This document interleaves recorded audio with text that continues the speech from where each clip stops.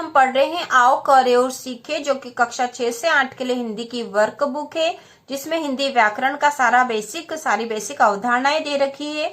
और इसी के अंतर्गत आज हम पढ़ेंगे पुनरुक्त शब्द।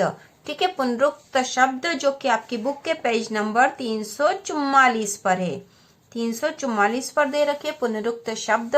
तो आज हम समझ लेते हैं कि पुनरुक्त शब्द क्या होते हैं और इनके उदाहरण देख लेंगे। पढ़ो। सुरेश को भाषण देने में कठिनाई थी। शिक्षक ने उसे बार बार अभ्यास कराया। धीरे धीरे उसकी कठिनाई दूर हो गई। शिक्षक ने उसे बहुत बहुत शाबाशी दी। उक्त गद्यांश में बार बार, धीरे धीरे, बहुत बहुत शब्दों पर ध्यान दो।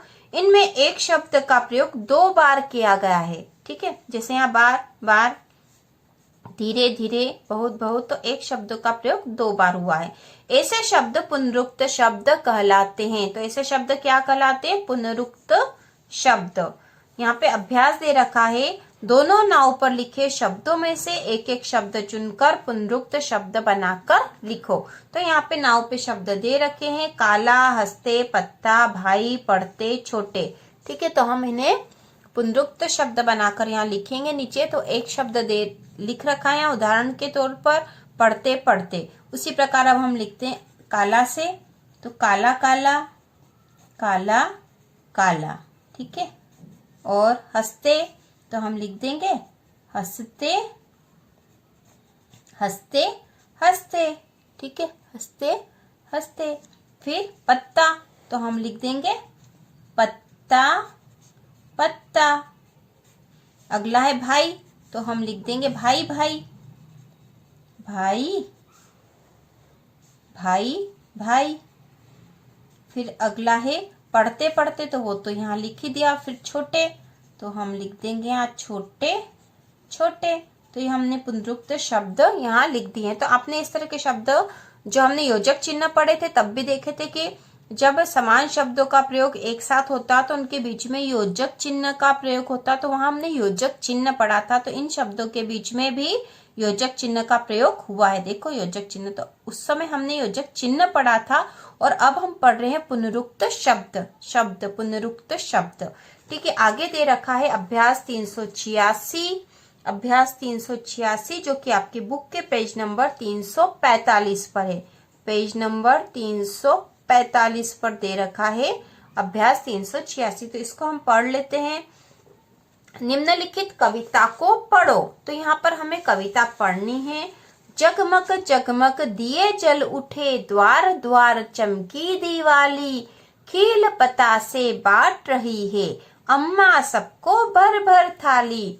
झूम झूम कर हंसते गाते, दौड़ दौड़ कर दीप जलाते, भर भर कर फुलझड़ी खिलौने, बच्चे बाजारों से लाते। तो यह दीपावली के ऊपर जो कविता दे रखी है, इसमें आप देख ही रहे होंगे कि पुनरुक्त शब्दों का प्रयोग हुआ है। ठीक है, जगमग जगमग, द्वार द्वार, खील पतासे, भर भर थाली, झूम झूम कर हंसते गाते, दौड़ दौड़ कर, भर भर कर। ठीक है, तो अब यहाँ नीचे दे रखा है, इस कविता में पुनरुक्त शब्दों को छाट कर पृथक करो और उसे लिखो।